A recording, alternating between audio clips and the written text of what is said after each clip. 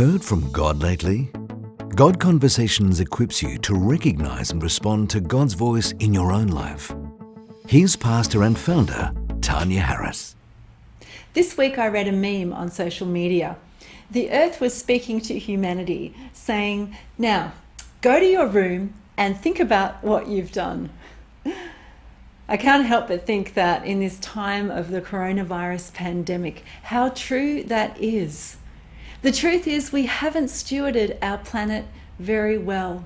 In Genesis, God gave us a mandate to look after the earth, but we've exploited it. We've overused it. We haven't used sustainable practices on the earth. And now the earth is having a bit of a rest. I'm reminded of that ancient practice of the Israelites. They would have a sabbatical year. Once every 7 years, they would leave the land to lie in fallow.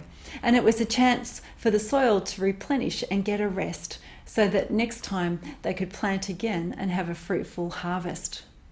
Well, the world is having a rest. The earth is having a rest. You may have heard the stories from people in Venice. They can see fish in the canals again because the water is so clear. People in China are saying they can see blue skies because the air pollution has died down. They're also saying that they can hear the birds singing again because of the downturn in industry. It really is like the earth is resetting itself. When I think of the earth resetting itself, I think also about our lives. You know, the most common complaint we have is, "Oh, I'm so busy." People say, "How are you?" And we answer, "I'm busy. I'm so stressed. I've got so much to do. I've got so much to do at work and the traffic's so heavy. My calendar's so full. I am so busy." Well, this is the perfect time to stop, go to our rooms and think about what we've done. You know, psychologists tell us that human habits are really difficult to change. We love our routines. We love our comforts. We tend to do the same things the same way. We drive to work on the same route. We sit at the same place at dinner table. We listen to the same music. We eat the same types of food. We love the familiar, the comfortable.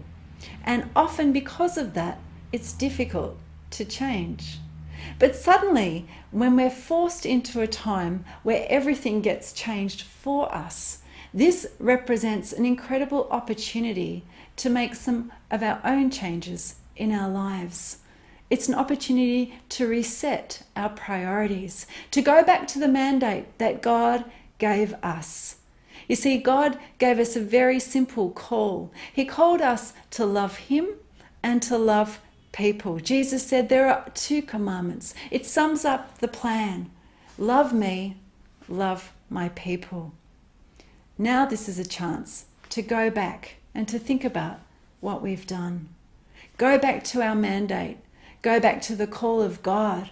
Are we loving God with all of our hearts? Are we setting our faces on Him? Are we seeking Him first? And then, how are we loving the people in our lives? How are we loving our families and our friends, our communities, our neighbours?